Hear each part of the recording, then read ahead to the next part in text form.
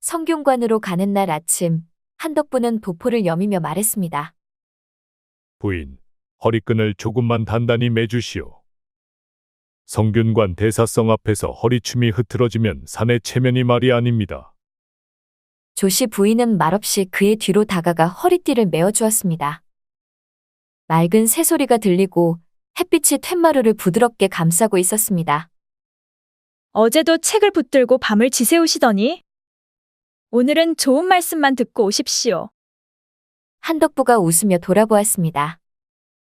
걱정 마시오. 내 금방 다녀오리다. 그때였습니다. 대문이 부서질 듯 걷어차이는 소리가 울려 퍼졌습니다. 누구야? 이게 무슨 짓이오? 쩌렁쩌렁 고함이 들려왔습니다. 어명이다. 한덕부는 오랏줄을 받으라. 한덕부는 멍하니 굳어섰고 조씨 부인은 무릎을 꿇으며 발걸음 소리에 정신을 잃을 듯 했습니다. 그게 무슨 소린가? 내가 무슨 죄를? 누가 사주했느냐? 광군들은 아무 말 없이 그를 포박했습니다. 조씨 부인이 뒤를 쫓아 나와 외쳤습니다. 이 사람은 결백합니다. 왜 이러시는 겁니까? 하지만 목소리는 진흙탕 속으로 꺼져갔고 한덕부의 도포 자락만이 대문 너머로 사라졌습니다. 며칠 후 사약이 내려졌습니다. 젊은 선비 한덕부는 집으로 돌아오지 못하고 황천길로 떠났습니다. 조씨 부인은 남편의 부음을 듣자마자 쓰러졌습니다. 하지만 불행은 그것으로 끝이 아니었습니다. 영감마님은 변방으로 귀양이 내려졌습니다. 큰마님께서는 헛간에서 그만. 노비들은 도망쳤습니다요. 아씨, 이 집은 끝났습니다. 집안은 순식간에 무너졌습니다. 휘황찬란하던 한씨 집안은 며칠 만에 음산한 빈집이 되었습니다. 깊은 밤 그녀는 조용히 은장도를 꺼내 들었습니다. 바로 그 순간 누군가 손목을 움켜잡았습니다. 누구요? 그러나 어떤 말도 없었습니다. 그녀는 순식간에 무언가에 휘감겼고 어둠 속으로 삼켜졌습니다. 깨어보니 몸은 자루 아니었습니다. 달그락거리는 수레소리, 험한 길의 흔들림, 칠흑 같은 침묵. 이대로 어디로 가는 걸까? 언제까지 흔들렸는지 모를 시간 자루가 열리고 따뜻한 온기가 감도는 방으로 옮겨졌습니다. 병풍 앞 보료, 은은한 향냄새 그리고 문이 열리고 낯선 남자가 들어왔습니다. 바른 옷차림, 중후한 눈빛의 사내는 고개를 숙였습니다. 부인, 놀라셨지요? 부디 안심하시지요. 제가 보낸 수하들이 부인을 구했습니다. 조씨 부인은 몸을 웅크렸습니다. 입술을 깨물며 단호하게 말했습니다. 내 몸에 손을 대면 이 자리에서 혀를 깨물어 죽겠습니다. 사내는 그녀를 진정시키며 말을 꺼냈습니다. 그리 마시오. 부인을 해치려는 뜻은 없어. 살리고 싶었을 뿐이요. 그 말을 들은 조씨 부인은 침묵했습니다. 그 방엔 깊은 절망과 아직 드러나지 않은 운명의 씨앗이 잠들어 있었습니다. 어스름한 새벽 조씨 부인은 방문 너머의 기척에 잠에서 깨었습니다. 밤새도록 뜬 눈으로 천장을 보며 죽을 궁리만 하다가 겨우 잠이 들었는데 문이 열렸습니다. 기운은 좀 회복되셨소이까? 그 목소리 낮고 점잖았습니다. 사내는 공손히 그녀 앞에 앉았습니다. 조씨 부인 얼굴엔 말라붙은 눈물 자국, 입술은 터져 피가 말라붙었고 눈 밑엔 어두운 그림자가 드리웠지요. 나는 당신이 누군지 모릅니다. 지금 이곳이 어디인지도 모르고요. 어째서 나를 살렸는지 그 이유도 알 수 없소이다. 정택이라 하오. 지금 이곳은 제 사랑방이온데 부디 두려워 마시오. 부인의 생사를 두고 내 수하들에게서 직접 들었소. 혹시 성균관 대사성이셨던? 정택은 씁쓸하게 웃었습니다. 대사성은 예전 직함일 뿐 이제는 거두었소. 지금은 관직에서 물러나 조용히 책이나 읽는 사람이지요. 그런데 어찌 저를 그냥 내버려 두시지. 그 말에 정택의 눈빛이 흔들렸습니다. 한덕부 선생은 내 아랫사람이었소. 성균관에서 함께 일하였고 그는 누구보다도 올곧은 사람이었지요. 조씨 부인은 입술을 떨며 말을 잇지 못했습니다. 정택은 방 안을 둘러보다 조용히 일어섰습니다. 몸이 허하실 테니 죽이라도 드시오. 혹여 마음이 놓이거든 다시 한 말씀 해주시기 바라오. 그는 조심스럽게 방문을 닫고 나갔습니다. 잠시 후 여종이 잣죽을 들고 들어왔습니다. 마님, 어서 드시지요. 오늘 아침에 주인어른께서 손수콩을 고르고 물을 덮여 지시하셨습니다요. 조씨 부인은 대답 없이 밖을 바라보다 물었습니다. 여긴 어디인가? 여긴 수원의 끝자락이옵니다. 조씨 부인은 죽 한 숟갈도 뜨지 않은 채 입을 다물었습니다. 그리고는 생각했습니다. 그가 서방님과 안면이 있다 했지. 성균관에서 함께 있었고 내 서방님이 따랐다 했어. 그렇다면 하루 이틀 시간이 지나면서 조씨 부인은 정택과 가끔 마주쳤습니다. 그는 예법을 지켜 말 한마디 함부로 하지 않았고 늘 책이나 벗삼고 있었습니다. 그러던 어느 날 정택이 작은 찻상을 들고 들어왔습니다. 오늘은 책을 읽기 어려운 날이로군요. 비가 오려는지 하늘이 흐려 눈이 피로하오. 조씨 부인이 묻듯 말했지요. 제 서방님은 죄인으로 기록되었겠지요? 정권은 훈구파가 쥐고 있어. 한 선생은 살인파의 중심에 있었지요.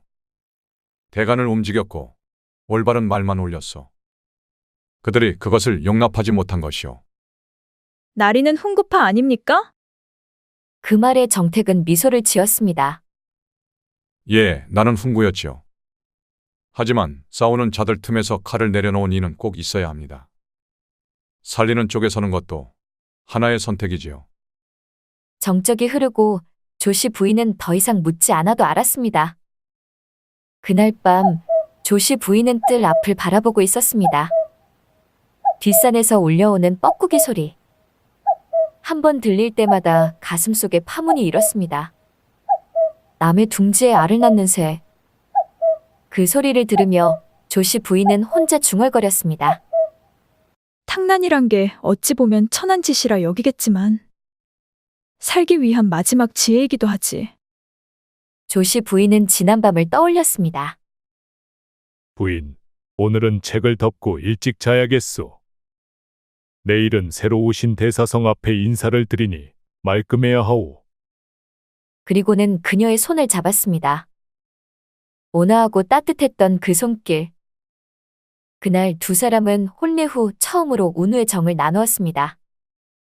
짧고도 애틋한 밤. 며칠 후 정택이 한마디를 전했습니다. 수하를 보내어 한덕부 선생의 시신을 수습하였소. 당장 나서면 위험하니 내 손으로 한가 선산의 가묘를 썼습니다. 그녀는 아무 말 없이 정택을 지그시 쳐다보았습니다. 며칠 후 조씨 부인은 병풍 넘어 조용히 책을 읽고 있는 정택을 떠올렸습니다. 그는 아내를 잃고 딸 셋을 시집 보낸 지 10년이 지났으며 자식을 더 낳을 가능성도 없고 혼인 생각도 끄는 사내였지요. 그날 밤 조씨 부인은 목욕제계를 했습니다.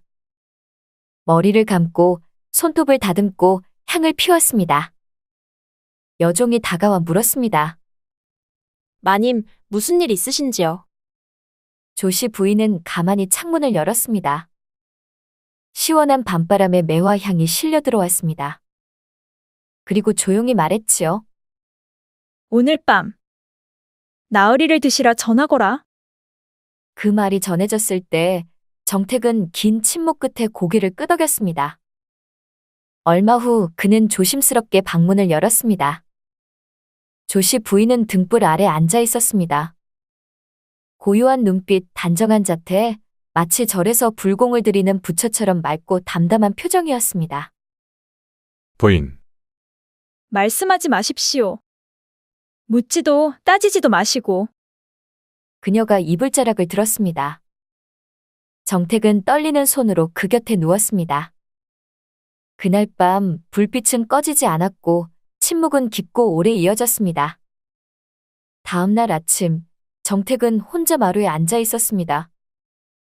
새벽빛이 기와를 비추고 조씨 부인은 방 안에서 오랜 시간 아무 말이 없었습니다. 그러다 문이 열렸고 조씨 부인은 정숙한 눈으로 말했습니다. 고맙습니다. 나으리, 저는 앞으로 이 집에서 당신을 깍듯이 모실 것입니다. 그 후로 시간은 빠르게 흘렀고 산모의 절규와 산파의 손놀림이 동시에 뒤엉킨 깊은 밤. 조씨 부인의 방에 아이 울음소리가 터졌습니다. 사내아이여, 달덩이 같은 사내아이 납시였소이다. 이 소식을 들은 정택은 방 밖에서 입이 찢어져라 웃음 지었습니다. 기특한 놈. 내 이름은 영각이다. 영원히 누구보다 또렷하게 살아갈 아이가 되기를. 계절은 돌고 돌아 영각은 햇살 속에 뛰노는 아이가 되었습니다. 정자 앞 연못엔 연꽃이 피고 조씨 부인은 자수틀 앞에 앉아 고요히 바늘을 들었습니다. 어머니, 여기 벌레가 있어요. 영각은 소리를 지르며 뜰 안을 뛰어다녔고 사내종은 그 뒤를 따라 웃으며 달렸습니다. 정택은 문턱에 걸터 앉아 그 모습을 지켜보았습니다. 그의 얼굴에선 따뜻한 웃음이 떠날 줄을 몰랐습니다. 정택은 손수 아들의 손을 잡고 서당으로 향했습니다. 훈장이 놀라움을 감추지 못하고 정택에게 말했지요. 그를 한 번만 보여주었을 뿐인데 외워 없습니다. 눈빛이 맑고 또렷하여 마치 옛 소년을 보는 듯하옵니다. 정택은 고개를 끄덕였습니다. 이후로 둘째 아들도 태어났습니다. 형제는 바르게 곱게 자랐습니다. 정택의 얼굴에는 미소가 떠날 날이 없었습니다. 그러던 어느 날, 그날 저녁 마당에는 일찍 어둠이 내려앉았습니다. 정택은 책을 들었다 이내 조용히 내려놓았습니다. 문 밖을 맴돌던 조씨 부인이 조심스레 다가와 말했습니다. 왜 이리 침울하십니까? 무슨 일 있으신지요? 정택은 잠시 망설이다 이윽고 입을 열었습니다. 부인, 오늘 밤 떠나시오. 조씨 부인은 얼어붙은 듯 굳어섰습니다. 무슨 말씀이십니까? 정택은 조용히 눈을 감았습니다. 며칠 전 소식이 들려왔소. 한 선생의 부친께서 귀양에서 풀려나 한양으로 돌아오셨다 하오. 조씨 부인의 심장이 쿵 내려앉았습니다. 정택은 조심스럽게 말을 이었습니다. 이미 사람을 시켜 가마를 준비해 두었소. 날이 어두워진 뒤 조용히 떠나시오. 영각이도 함께 데려가시오. 그 말을 듣고 조씨 부인은 말없이 치맛자락을 움켜쥐었습니다. 내 품은 그저 잠시 머무는 바람일 뿐이었소이다. 밤이 깊었습니다. 달빛 아래 가마가 조심스럽게 대문 밖에 대기하고 있었지요. 조씨 부인은 영각과 함께 가마 앞에 섰습니다. 가마에 오르기 전 영각이 울먹이며 말했습니다. 어머니, 아버님이 저를 꼭 껴안고 우셨어요. 조씨 부인은 목이 메어 아무 대답도 하지 못했습니다. 가마 안 두 모자의 숨소리만 들릴 뿐 길은 고요하고 숲을 사이로 바람만 스쳤습니다. 7년 만에 돌아온 한씨 집안. 대문은 활짝 열려 있었고 어두웠던 집안은 조금이나마 밝아졌습니다. 그녀의 앞에 한덕부의 아버지가 마당 한가운데 서 있었습니다.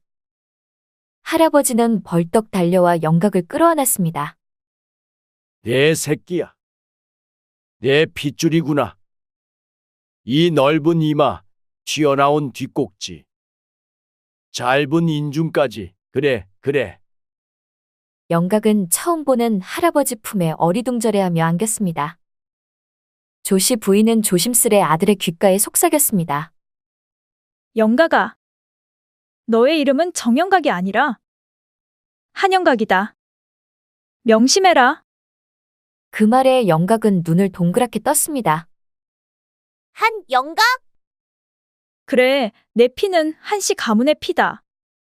그 순간 멀리서 뻐꾸기 소리가 들려왔습니다. 하늘을 가로질러 슬프고도 청아하게 울리는 그 소리.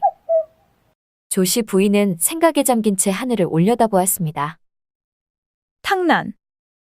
남의 둥지에 알을 맡긴다. 그러나 결국 그 알은 깨어나 제 둥지로 돌아간다.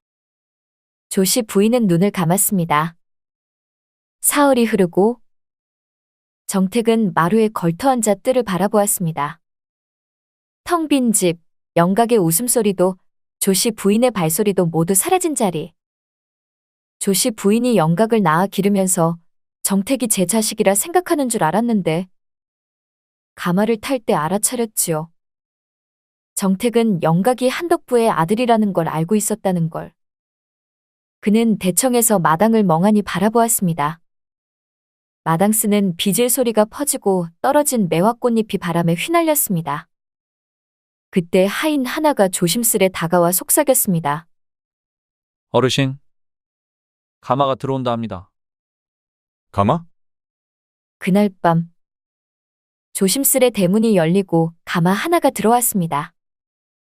정택은 천천히 걸어가 가마 앞에 섰습니다. 심장이 요란하게 뛰었습니다. 가마 문이 열리고 안에는 조씨 부인 혼자였습니다.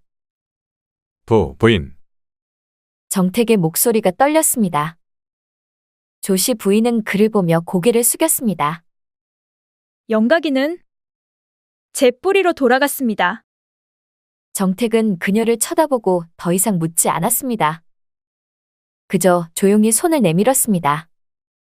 조씨 부인도 말없이 그 손을 잡았습니다. 마당을 지나 방으로 향하는 길 그들은 아무 말도 하지 않았지요. 조씨 부인은 단정히 고개를 숙이고 걷고 정택은 한 걸음 앞에서 천천히 걸었습니다.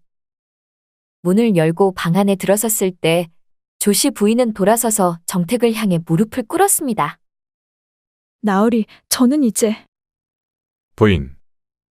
나는 처음부터 당신 하나만 있으면 되었소이다. 그 말을 들은 조씨 부인은 목 놓아 울었습니다.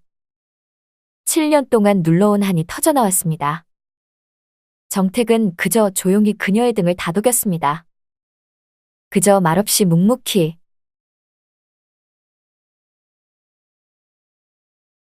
조선시대 양반집 아들 김정호가 서당에 가지 않고 노는 사이 시종 돌쇠는 몰래 서당 마루 끝에서 훈장의 가르침을 엿들었습니다. 돌쇠의 총명함과 배움에 대한 열망을 알아본 훈장은 그에게 몰래 책을 건네주며 학문의 길을 열어주었습니다. 이는 훗날 돌쇠의 운명을 바꿀 중요한 시작점이었습니다. 깊은 가을, 샛노랗게 물든 은행잎이 바람에 흩날리는 고즈넉한 시골길이었습니다. 한 무리의 아이들이 제잘거리며 서당 쪽으로 향하고 있었습니다. 그 뒤를 정호와 그의 시종 돌쇠가 따르고 있었습니다. 정호는 킁킁거리는 소리를 내며 인상을 찌푸렸습니다.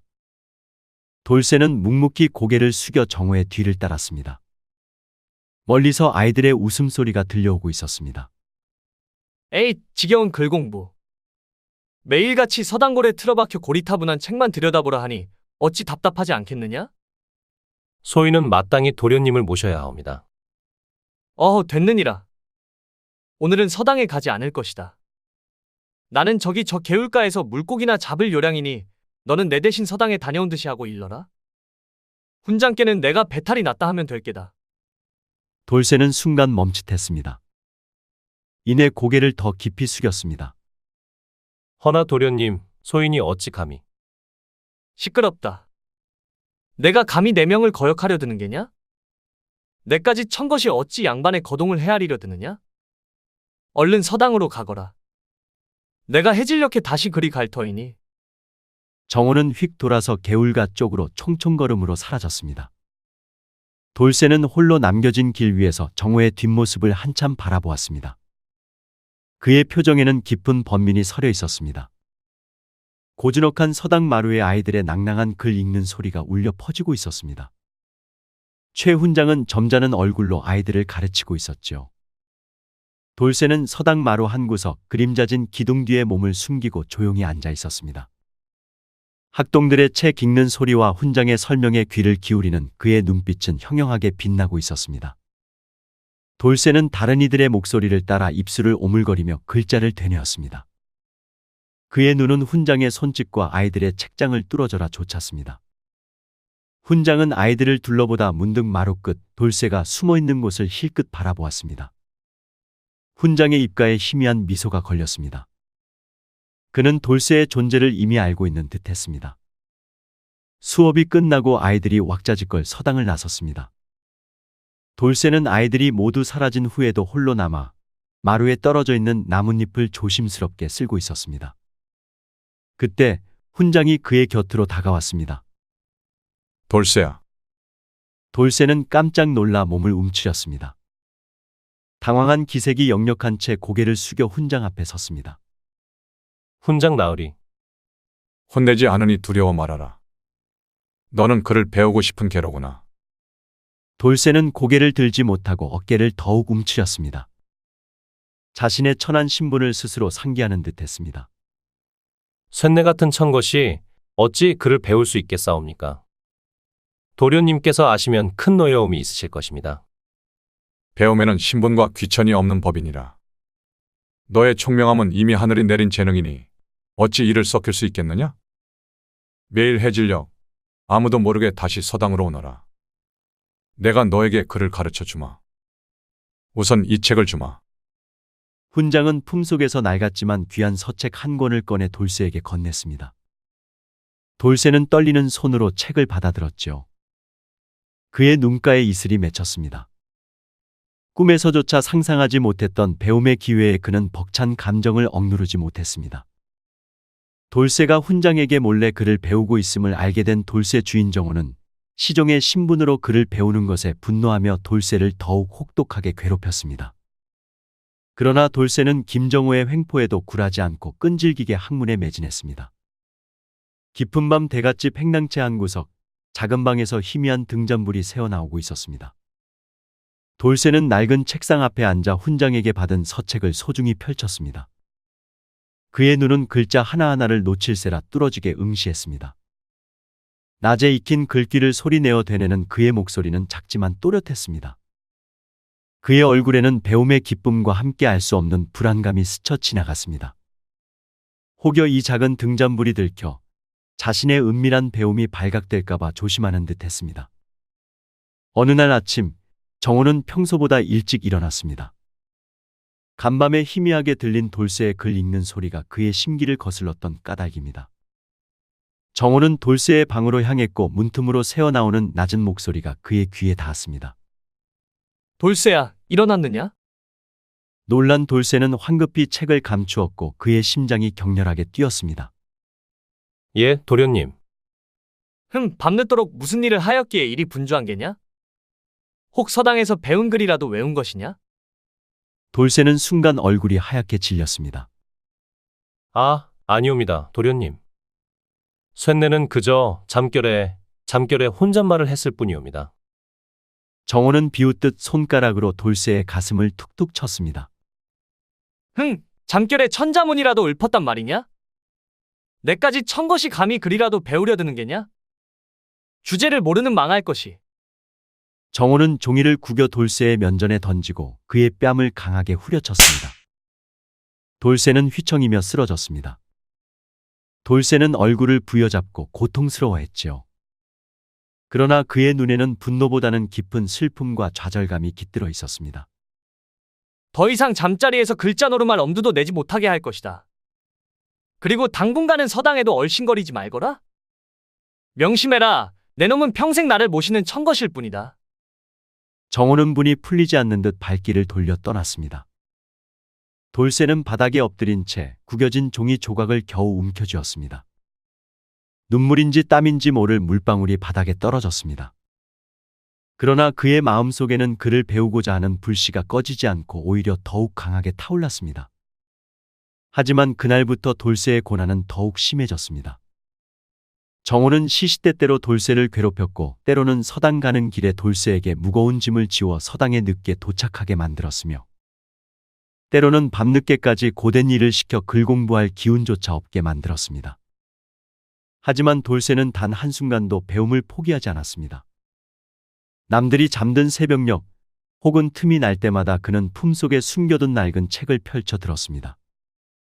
글자 하나하나에 그의 모든 열망과 희망을 담아 외우고 또 외웠습니다. 그의 손때 묻은 서책은 너덜너덜해졌지만 그럴수록 그의 학문은 더욱 깊어졌습니다. 계절이 몇 번 바뀌고 그의 학문은 깊이를 더해 사서삼경과 주역 8괴에 이르기까지 웬만한 양반 자제들보다 월등한 경지에 올랐습니다. 최 훈장은 이따금 깊은 탄식을 내쉬었습니다. 돌쇠야, 너의 재주는 참으로 아깝도다. 이대로 천한 신분으로 묻혀 지내기에는 하늘이 주신 재능이 너무나 뛰어나니 내 어찌 이를 좌시할 수 있겠느냐.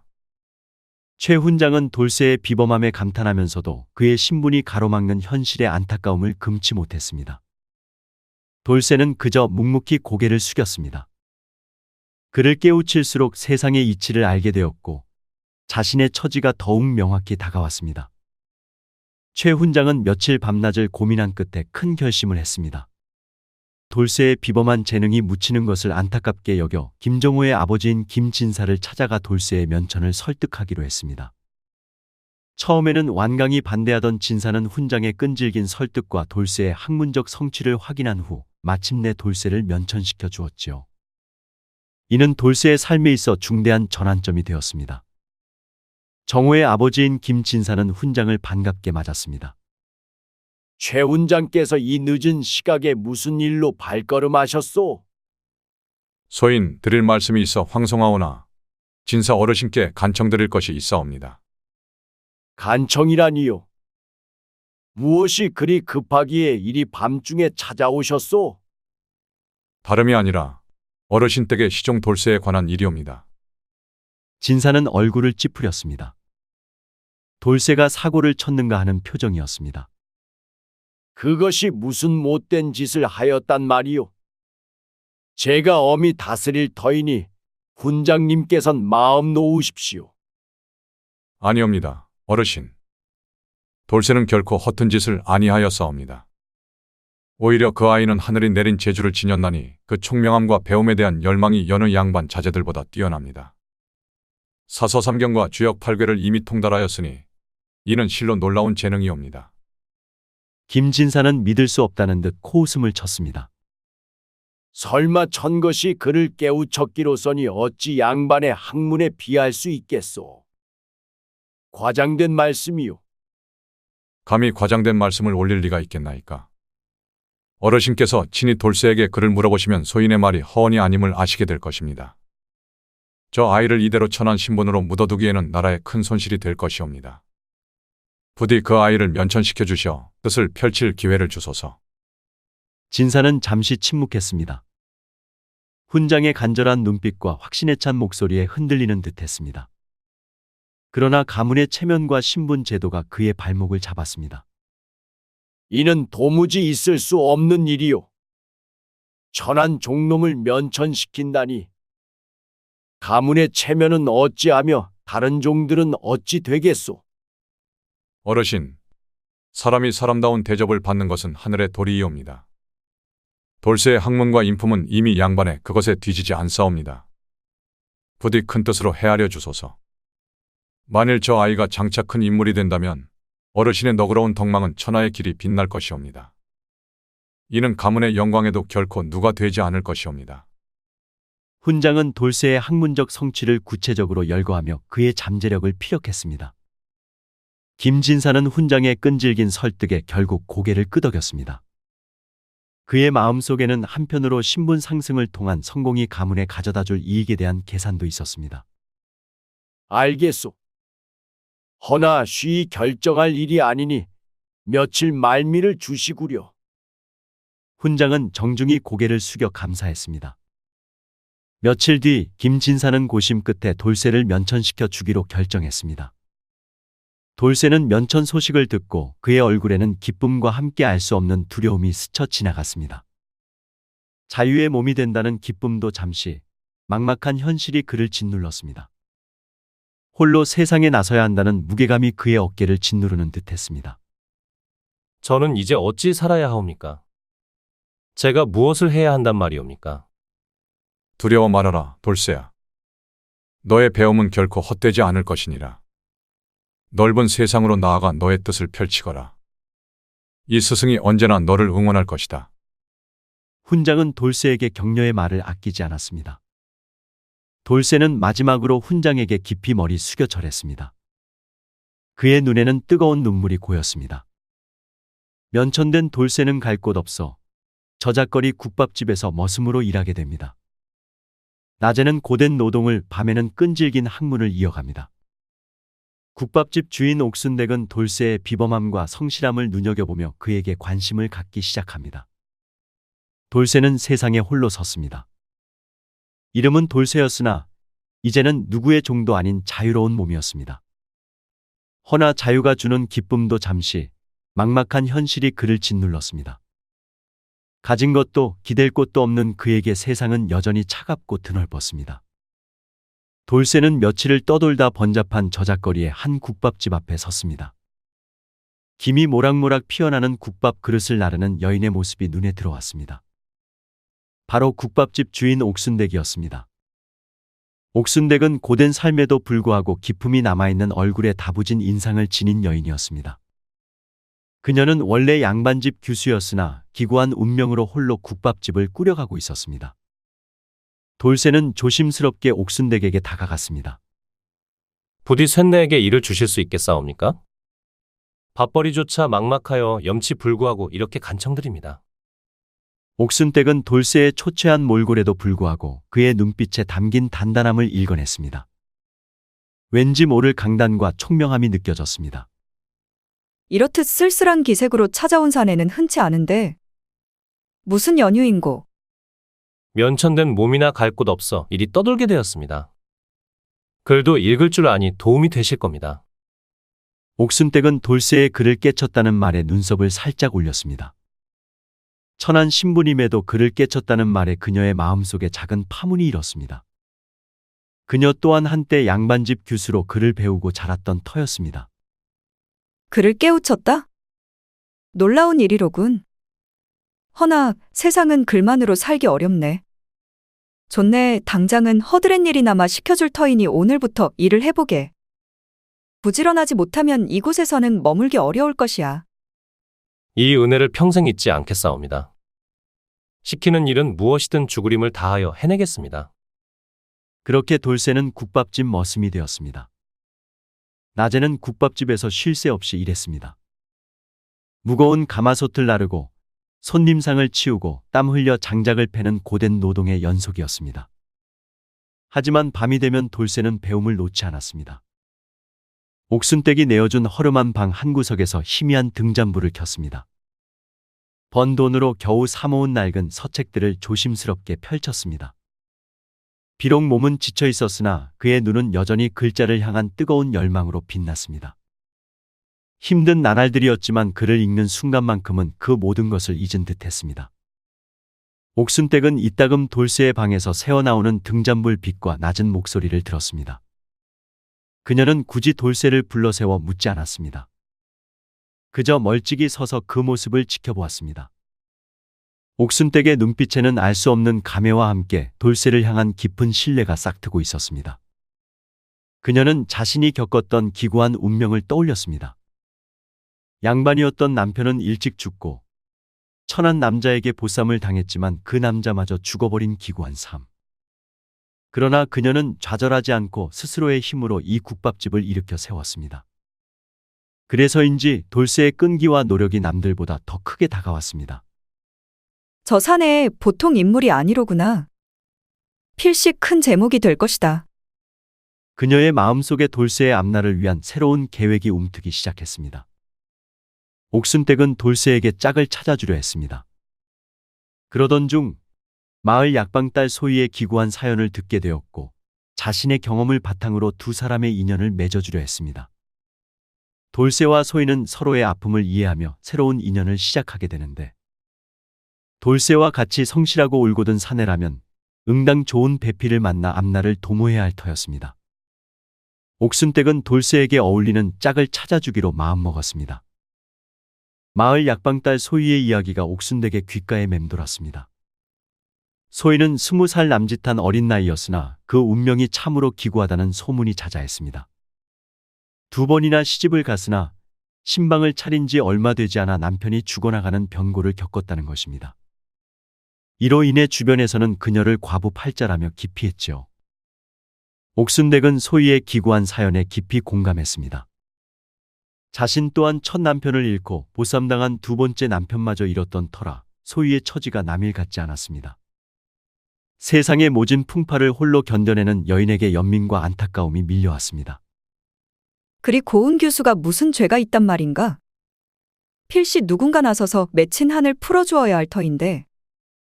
그녀는 돌쇠의 강직함과 소희의 순수함이 서로의 상처를 보듬어 줄 수 있으리라 직감했습니다. 옥순댁은 이내 결심했습니다. 며칠 뒤 옥순댁은 소희의 약방을 찾아갔습니다. 약방 안은 조용했고 소희는 홀로 앉아 약재를 다듬고 있었습니다. 그녀의 얼굴에는 젊은 나이답지 않은 그늘이 드리워져 있었으나 그 모습에서 여린 아름다움이 풍겨나왔습니다. 두 사람은 깊은 대화를 오고 갔고 끝내 그녀는 옥순댁의 제안을 허락했습니다. 옥순댁의 국밥집에서 돌쇠와 소희의 첫 만남이 이루어졌습니다. 어색하고 조심스러운 분위기 속에서 두 사람은 서로를 마주했습니다. 부인의 말씀으로 소희 낭자의 기구한 사연을 들었습니다. 송구합니다. 저는 이미 2번이나 불행을 겪었으니 그대에게 누를 끼칠까 두렵습니다. 불행은 혼자 짊어지는 것이 아닙니다. 저 또한 세상의 차가운 시선을 견뎌왔으니 그대의 짐을 함께 나누고 싶습니다.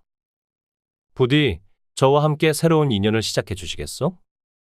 서로의 아픔과 외로움을 본능적으로 알아본 두 사람은 마치 거울을 보듯 서로에게 이끌렸습니다. 옥순댁은 그들의 모습을 따뜻한 눈빛으로 지켜보았습니다. 그녀는 이 두 사람의 인연이 필시 하늘이 맺어준 것이라 확신했습니다. 돌쇠와 소희는 그렇게 서로에게 희망과 안식을 찾아주었습니다. 이 만남이 그들의 기구한 운명을 어떻게 바꿔놓을지는 아무도 알지 못했습니다. 옥순댁의 주선으로 돌쇠와 소희는 조촐한 혼례를 올렸습니다.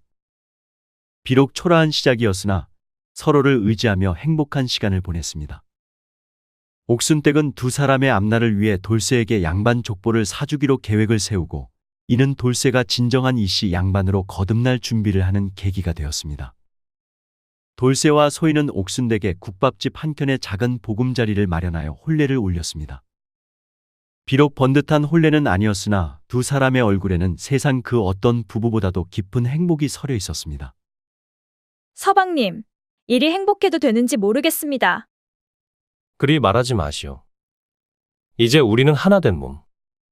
기쁨도 슬픔도 함께 나눌 것이니 그대의 행복이 곧 나의 행복입니다. 돌쇠는 소희를 바라보며 조용히 읊조렸습니다. 옥순댁은 두 사람의 행복을 보며 깊은 감회에 젖었습니다. 자신이 맺어준 인연이 이리도 아름답게 피어나는 것을 보니 절로 웃음이 나왔습니다. 그녀는 돌쇠의 재주와 노력을 다시 한번 떠올렸습니다. 그가 천한 신분을 벗어났지만 과거 시험조차 볼 수 없다는 현실이 그녀의 마음을 아프게 했습니다. 옥순댁은 조용히 돌쇠를 불렀습니다. 내 너를 지켜보니 하늘이 내린 제목임이 분명하다. 허나 이대로는 너의 재주가 썩을 것이니 내가 너에게 큰 선물을 주려 한다. 돌쇠는 고개를 숙였습니다. 저에게 이미 큰 은혜를 베푸셨거늘 또 무슨 말씀을 하시는지? 내가 진정 뜻을 펼치려면 양반의 이름과 뿌리가 필요하다. 내 너에게 양반 족보를 사주려 한다. 돌쇠는 깜짝 놀라 옥순댁을 바라보았습니다.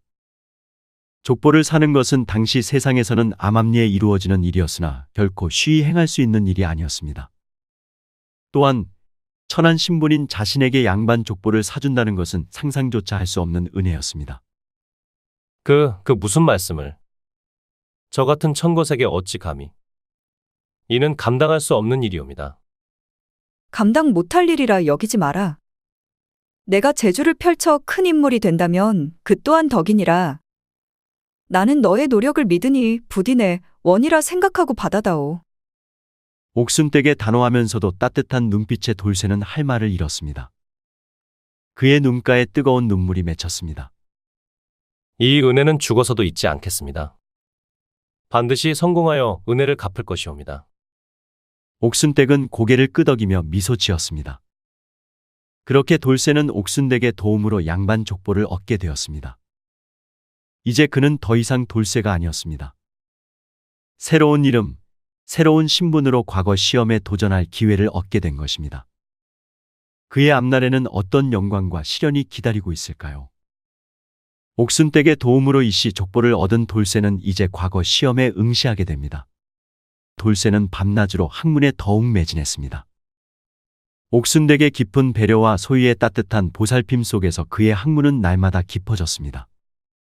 그의 눈빛은 흔들림 없는 확신으로 가득 찼고 이제 그는 미천한 머슴이 아닌 학자의 기품을 온전히 갖춘 선비의 모습이었습니다. 마침내 과거 시험의 날이 다가왔습니다. 돌쇠는 굳은 얼굴로 시험장으로 향했습니다. 수많은 선비들이 저마다의 희망을 품고 모여든 장소는 팽팽한 긴장감으로 가득했습니다. 그의 심장은 고요했으나 그 안에 담긴 열망은 뜨거웠습니다. 시험이 시작되고 돌쇠는 망설임 없이 답안을 채워나갔습니다. 그의 분놀림은 거침이 없었고 글자 한자 한자에는 그동안 쌓아온 학문의 깊이가 고스란히 담겨 있었습니다. 며칠 뒤 과거 시험의 방이 발표되었습니다. 수많은 사람이 방이 붙은 곳으로 몰려들었습니다. 여기저기서 환호성과 탄식이 교차했습니다. 합격자 명단에 당당히 그의 이름이 쓰여 있었습니다. 순간 눈가가 뜨거워졌습니다. 그는 믿을 수 없다는 듯 자신의 이름을 몇 번이고 확인했습니다. 그의 입가에 벅찬 미소가 번졌습니다. 하지만 그 기쁨 뒤에는 옛 주인 김정호와의 재회에 대한 불안감이 고개를 들었습니다. 돌쇠는 합격 소식을 옥순댁과 소희에게 전했습니다.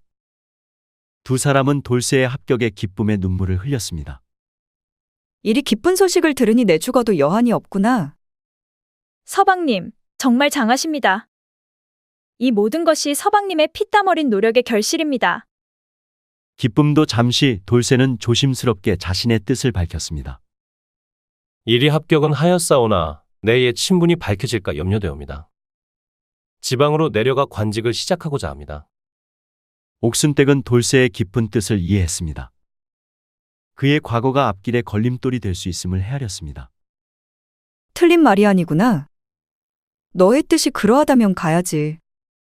내가 어디에 있든 내 앞날이 밝기를 기원할 것이다. 서방님의 뜻이라면 저 또한 따르겠습니다. 어디든 서방님이 계신 곳이 제 자리입니다. 돌쇠는 옥순댁과 소희에게 깊이 고개 숙여 감사했습니다. 돌쇠는 옥순댁의 따뜻한 배웅을 받으며 한양을 떠나 지방으로 향했습니다. 그의 발걸음은 가벼웠으나 그 속에는 새로운 시작에 대한 비장함이 담겨 있었습니다. 넓은 세상으로 나서는 그의 앞날에는 어떤 일들이 펼쳐질까요?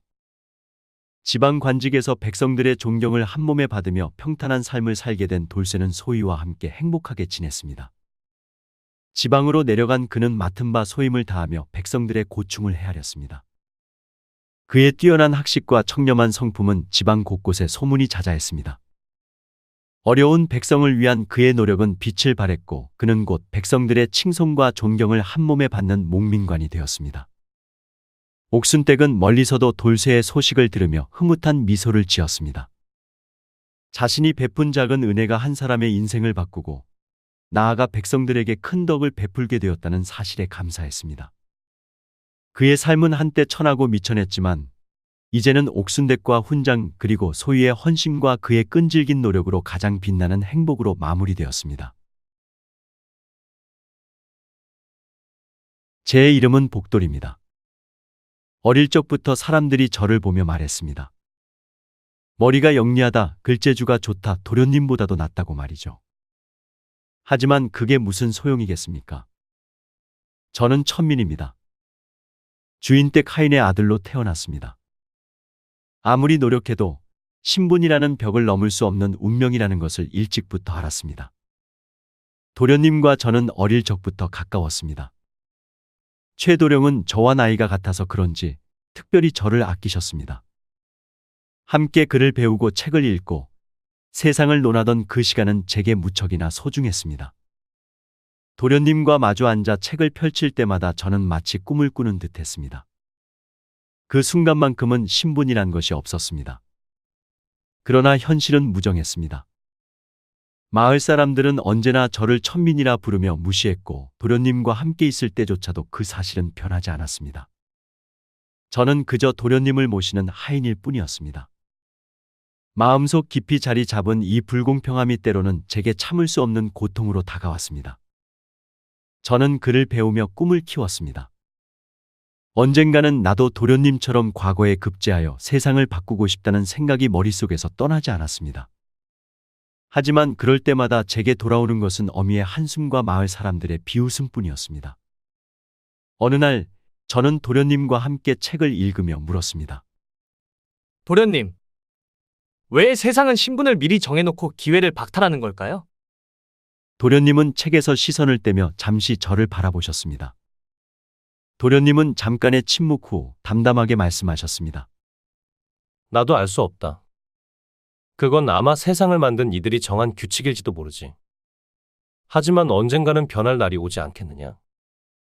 그 말이 왜인지 모르게 제 가슴을 후벼 팠습니다. 도련님은 세상을 바꿀 수 있는 위치에 있었습니다. 그러나 저는 그럴 수 없는 사람입니다. 그저 평생을 남의 집 일을 하며 살아야 할 사람입니다. 어느 날은 어머니가 저를 붙잡고 말했습니다. 이놈아, 그깟 글 공부해서 뭐 하겠냐? 과거 볼 수 있는 것도 아닌데. 그 짬의 새끼라도 한 줄 더 꼬면 살기나 편하지. 어머니의 말은 늘 비수가 되어 찔렀습니다. 저는 어머니에게 대답하지 않았습니다. 그저 방 한구석에 앉아 책을 읽었습니다. 글자 하나하나를 눈에 담으며 저는 제 운명을 부정하려 했습니다. 도련님은 늘 밝고 긍정적이셨습니다. 하지만 그 웃음 뒤에는 제가 모르는 깊은 고민이 있었던 걸까요? 도련님은 가끔 혼잣말처럼 중얼거리셨습니다. 복돌아, 세상이 왜 이렇게 불공평할까? 너는 나보다 훨씬 똑똑한데도 말이야. 그 말을 들을 때마다 저는 고개를 숙였습니다. 도련님의 말이 맞았습니다. 저는 그 어떤 이보다도 그를 사랑했습니다. 하지만 제 신분이 그 사랑을 배반했습니다. 봄이 되자 들판에는 진달래가 피어났습니다. 도련님은 저를 데리고 들판으로 나갔습니다. 꽃잎이 바람에 날리는 그 풍경은 아름다웠습니다. 도련님은 말없이 꽃을 바라보며 웃으셨습니다. 저는 도련님의 옆에 서서 한참 동안 꽃을 바라보았지요. 그 순간만큼은 저는 그저 자유로운 사람으로 느껴졌습니다. 그러나 그 느낌은 오래가지 않았습니다. 현실은 언제나 저를 잡아끌지요. 저는 무기력하게 땅을 바라보았습니다. 진달래가 피어있는 그 자리에서 저는 제 삶을 다시 생각했습니다. 저도 저 꽃들처럼 활짝 피어나고 싶다고 말입니다. 하지만 현실은 저를 짓눌렀죠. 저는 한숨을 내쉬며 중얼거렸습니다. 도련님, 저도 언젠가는 저 꽃들처럼 피어날 수 있을까요? 도련님은 미소를 지으며 대답하셨습니다. 복돌아, 내가 꽃이라면 언젠가 분명 피어날 거야. 다만 지금은 꽃봉오리일 뿐이겠지. 그 말이 왜인지 모르게 제게 위안이 되었습니다. 저는 도련님을 바라보며 희미하게 미소를 지었습니다. 하지만 제 마음 한편에는 여전히 답답함이 가득했습니다. 그 답답함이 언젠가는 폭발할 것 같아 두려웠습니다. 시간이 흘러 도련님은 18살이 되었습니다. 주인 댁에서는 도련님의 혼사를 준비하며 분주해졌고 그 상대는 근처 양반가의 고운 낭자였습니다. 저는 도련님을 위해 준비된 푸짐한 음식을 보며 한숨을 내쉬었습니다. 저와는 전혀 다른 세상에 있는 사람, 그게 도련님이었습니다. 도련님은 혼례를 앞두고도 늘 저를 찾았습니다. 책을 함께 읽고 세상 이야기를 나누던 그 시간은 변함이 없었습니다. 하지만 저는 더 이상 도련님과 눈을 마주 보지 못했습니다. 그저 도련님의 행복을 축하해야 한다는 사실이 부담으로 다가왔습니다. 혼례식 당일 저는 집안일로 분주했습니다. 사람들은 축하 인사를 건네며 분주히 움직였고 도련님은 밝게 웃으며 낭자와 나란히 서 있었습니다. 저는 그 모습을 바라보며 조용히 뒤로 물러났습니다. 축하할 마음도 웃을 마음도 없었습니다. 어머니가 다가와 제 어깨를 툭 쳤습니다. 복돌아, 저 도련님 혼사 잘 됐지? 부러우면 어쩔 거냐? 넌 그냥 이리 살면 되는겨. 저는 아무 대답도 하지 않았습니다. 어미는 제 마음을 이해할 리 없었습니다. 저는 다만 마음속 깊이 자리 잡은 불안감과 허무함을 삼키며 방으로 돌아왔습니다. 밤이 깊었고 문득 창밖을 바라보니 도련님이 서 계셨습니다. 저는 조용히 다가가 물었습니다. 도련님, 왜 이리 나와 계십니까? 도련님은 웃으면서도 눈빛이 어딘가 슬퍼 보였습니다. 복돌아, 혼례라는 게 이렇게 어색할 줄은 몰랐다. 마치 내 인생이 내 것이 아닌 것 같구나. 저는 무슨 말을 해야 할지 몰라 가만히 있었습니다. 도련님은 깊은 한숨을 쉬며 말했습니다. 복돌아, 너는 자유롭구나. 나와 다르게 말이야. 저는 웃음을 참지 못했습니다. 도련님이야말로 세상의 모든 것을 가진 양반인데 왜 자신을 자유롭지 않다고 느끼는지 이해할 수 없었습니다. 하지만 도련님의 말은 제 마음에 작은 울림을 남겼습니다. 저도 자유롭다고 느낀 적은 없었습니다. 그날 밤 저는 혼자 산길을 걸었습니다. 차가운 바람이 옷깃을 스쳐 지나가며 제 마음을 시리게 했습니다. 그 순간 저는 왜 제가 도련님에게 질투를 느꼈는지 깨달았습니다. 도련님은 양반이기에 꿈을 펼칠 수 있었고 저는 천민이기에 아무리 애써도 그 벽을 넘을 수 없다는 사실이 절망적이었습니다. 그날 이후로 저는 도련님과 거리를 두기 시작했습니다. 도련님은 그 사실을 알아차리고도 아무 말 없이 저를 이해해 주셨습니다. 그러나 제 마음속 불안과 좌절은 점점 커져만 갔습니다. 마을 사람들은 도련님의 출세를 축하하며 들떠 있었지만 저는 한없이 무기력했습니다. 그리고 어느 날 마을의 과거 시험을 본다는 방이 붙었습니다. 저는 그 방을 보며 한참 동안 서 있었습니다. 제게는 허락되지 않은 길이라는 걸 알면서도 그 자리를 떠나지 못했습니다. 도련님이 다가와 제 어깨를 두드리며 말했습니다. 복돌아, 너도 함께 한양으로 가자. 내가 내게 기회를 주고 싶다. 저는 고개를 저었습니다. 도련님, 저는 갈 수 없습니다. 제게는 허락되지 않은 길입니다. 도련님은 아무 말 없이 저를 바라보셨습니다. 그 눈빛이 어딘가 아프게 느껴졌죠. 저는 그저 미소를 지으며 고개를 돌렸습니다. 도련님과 함께 갈 수 없다는 사실이 저를 더욱 절망스럽게 했습니다. 도련님이 과거 시험에 합격했다는 소식이 마을에 퍼졌습니다. 온 마을이 축제 분위기였습니다. 주인 댁에서는 잔치를 열어 도련님의 합격을 축하했습니다. 저는 그 잔치상 뒤편에서 술을 나르며 사람들의 환호를 들었습니다. 제 가슴은 무겁게 가라앉았습니다. 도련님은 사람들에게 인사를 건넸습니다. 도련님의 얼굴에는 환한 미소가 번져 있었습니다. 저는 그 미소를 바라보며 한없이 작아지는 기분이 들었습니다. 제게는 허락되지 않은 영광, 도련님에게는 당연한 축복. 저는 잔치가 끝나기만을 기다렸습니다. 어머니가 저를 불렀습니다. 복돌아, 오늘은 잔치날이니 웃어야지. 왜 그렇게 우중충하니? 도련님이 합격했으면 우리도 좋은 거 아니냐? 저는 억지로 웃어보았지만 어머니는 저를 이해하지 못했습니다. 제가 느끼는 이 답답함과 무력함을 아무도 이해하지 못했습니다. 그날 밤 저는 도련님의 방으로 갔습니다. 도련님은 피곤한 기색 없이 책을 펼치고 있었지요. 저는 조심스럽게 입을 열었습니다. 도련님, 축하드립니다. 과거에 합격하시다니 정말 대단하십니다. 도련님은 미소를 지으며 고개를 끄덕였습니다. 고맙다, 복돌아. 너도 많이 도와주지 않았느냐? 너도 나와 함께 공부했으면 좋았을 텐데. 그 말을 듣는 순간 저는 눈물이 나올 것 같아 고개를 숙였습니다. 도련님, 저는 그럴 수 없는 사람입니다. 그냥 도련님께서 행복하시길 바랄 뿐입니다. 도련님은 잠시 저를 바라보다가 책을 덮고 일어났습니다.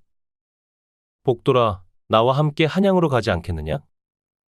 벼슬길에 오르면 너를 도울 수 있을지도 모르잖아. 저는 고개를 저었습니다. 저는 그저 이곳에 남아 있어야 합니다. 저에게는 도련님처럼 넓은 세상이 허락되지 않았습니다. 도련님은 안타까운 눈빛으로 저를 바라보았습니다. 그 시선이 왜인지 모르게 제 가슴을 후벼 팠습니다. 저는 도망치듯 방을 나와 버렸습니다. 밤하늘을 올려다보니 별들이 총총 떠 있었습니다. 저는 혼자 중얼거렸습니다. 왜 나는 이리도 초라할까? 왜 나는 도련님처럼 될 수 없는 걸까? 답답한 마음에 산길을 따라 걸었습니다. 차가운 바람이 옷깃을 파고들어도 그저 무겁기만 했습니다. 저는 나뭇가지를 꺾어 바닥에 내리쳤습니다. 억울함이 북받쳐 울음을 터뜨렸습니다. 신분이 뭔데? 내가 뭘 그렇게 잘못했길래 이리도 갇혀 있어야 한단 말인가? 그때 누군가 제 등을 툭 쳤습니다. 돌아보니 도련님이었습니다. 도련님은 아무 말 없이 제 옆에 서서 산 아래를 바라보았습니다. 복돌아, 내가 널 이해한다고 하면 거짓말이겠지. 하지만 내가 느끼는 그 답답함이 얼마나 큰지 내가 모르는 것은 아니다. 저는 아무 말도 하지 않았습니다. 도련님은 어깨를 두드리며 말했습니다. 내가 벼슬길에 올라가면 그때는 나도 세상을 바꿔보겠다. 신분이 사람을 가르는 일 따윈 사라지게 말이다. 저는 미소를 지으려 했으나 입꼬리가 떨리기만 했습니다. 도련님은 그렇게 말하고 천천히 돌아섰습니다. 저는 한참 동안 그 뒷모습을 바라보며 멍하니 서 있었습니다. 그날 밤 저는 아무것도 할 수 없었습니다. 제 안에 쌓여가는 이 감정들을 어디로 쏟아낼지 몰랐습니다. 어느새 동이 트고 저는 집으로 돌아와 방 안에 쌓인 책들을 바라보았습니다. 글자 하나하나가 제게는 이제 더 이상 희망이 아니었습니다. 저는 책을 하나 집어들고 불 속에 던졌습니다. 활활 타오르는 불꽃을 보며 저는 중얼거렸습니다. 내가 꿈을 꾸었던 세상은 존재하지 않는 걸까? 그 불꽃 속에서 저는 제 인생이 산산조각 나는 소리를 들었습니다. 도련님이 한양으로 떠난 뒤 마을은 다시 고요해졌습니다. 사람들은 도련님이 벼슬길에 오른 이야기를 자랑처럼 늘어놓았고 주인댁 어르신들도 도련님 자랑이 입에 붙었습니다. 하지만 제게 그 모든 이야기는 먼 세상 이야기 같았습니다. 저는 더 이상 꿈꾸지 않았습니다. 과거의 그날처럼 책을 펼쳐도 글자가 눈에 들어오지 않았습니다. 도련님이 떠난 후로 저희 시간은 무겁게 흘렀습니다. 어미는 점점 병색이 짙어졌고 마을 사람들은 저를 불쌍한 눈으로 바라보았습니다. 저는 그 눈빛이 무척이나 불편했습니다. 저도 모르게 사람들을 피하게 되었습니다. 그럴수록 제 마음은 더 깊은 구렁으로 빠져들었습니다. 하루는 어머니가 저를 불렀습니다. 복돌아, 이리 좀 와봐라. 어머니의 목소리는 힘이 없었습니다. 왜 그러십니까? 어머니는 제 얼굴을 쓰다듬으며 희미한 미소를 지었습니다. 너도 이제 어른이다. 글 공부도 좋지만 이 어미는 내가 사람답게 사는 걸 보고 싶구나. 행복하게 말이다. 저는 아무 말도 하지 않았습니다. 어머니의 손은 너무나도 차가웠습니다. 눈물이 고였지만 어머니 앞에서는 울지 않으려 애썼습니다. 그날 밤 저는 우물가에 앉아 있었습니다. 밤하늘의 별들은 여전히 반짝이고 있었지만 제 마음은 더 이상 별빛에 위로받지 못했습니다. 저는 문득 중얼거렸습니다. 어머니는 행복을 바란다고 하셨지만 저는 행복이 뭔지도 모르겠습니다. 그저 자유롭고 싶었을 뿐인데. 저는 우물에 비친 제 얼굴을 바라보았습니다. 물결이 흔들리며 일그러진 제 얼굴을 보니 저조차도 저를 알아볼 수 없었습니다. 그 순간 도련님이 말했던 자유라는 단어가 머릿속을 스쳤습니다. 나는 왜 이렇게 살고 있는 걸까? 나도 저 하늘의 별처럼 자유롭게 빛나고 싶다. 다음 날 아침 저는 결심했습니다. 더 이상 이대로 살 수 없다고, 더 이상 제 자신을 속이기 싫었습니다. 그래서 우물 앞에 나란히 집신을 벗어두고 깊은 물속으로 몸을 던졌습니다. 차가운 물이 제 몸을 감쌌지만 오히려 마음은 가벼워졌습니다. 이제야 비로소 자유를 얻은 것 같았습니다. 제가 꿈꾸던 세상은 결국 현실에서 찾아오지 않았습니다. 하지만 적어도 이 순간만큼은 아무도 제게 신분을 묻지 않을 테니까요. 얼마 후 사람들의 소리가 들렸습니다. 어머니의 울부짖음이 우물 속으로 퍼졌습니다. 마지막으로 도련님의 얼굴이 떠올랐습니다. 도련님은 저와 함께 세상을 바꾸자고 말했습니다. 하지만 저는 그 말에 응하지 못했습니다. 그게 후회로 남았죠. 도련님, 저는 결국 자유를 선택했습니다. 미안합니다. 하지만 이게 제 유일한 선택이었습니다. 어렴풋이 느껴지는 빛과 소리. 사람들의 움직임이 느껴졌지만 저는 이미 그 모든 것을 떠나고 있었습니다. 그렇게 저는 우물 속에서 서서히 사라졌습니다. 그 후로 마을 사람들은 제가 죽은 이유를 두고 여러 가지 이야기를 했습니다. 하지만 아무도 제 마음을 알지 못했습니다. 도련님은 한양에서 돌아와 제 죽음 앞에서 한동안 말을 잃으셨다고 합니다. 도련님, 저는 그저 자유롭고 싶었습니다. 그 자유를 위해 이 길을 택했습니다. 도련님이 떠난 뒤 우물 자리에 느티나무가 자랐다고 합니다. 사람들은 그 느티나무를 복돌 느티나무라 부르며 신성하게 여겼습니다. 저의 혼이 그 나무에 깃들어 있다고 믿었습니다. 느티나무가 바람에 흔들리며 속삭일 때면 도련님이 한양에서 제 이야기를 들으며 미소를 짓는다는 소문이 돌았습니다. 저는 이제야 비로소 자유롭습니다. 하늘의 별처럼 그늘진 느티나무처럼 세상과는 떨어져 있지만 저는 여전히 그 자리에 있습니다.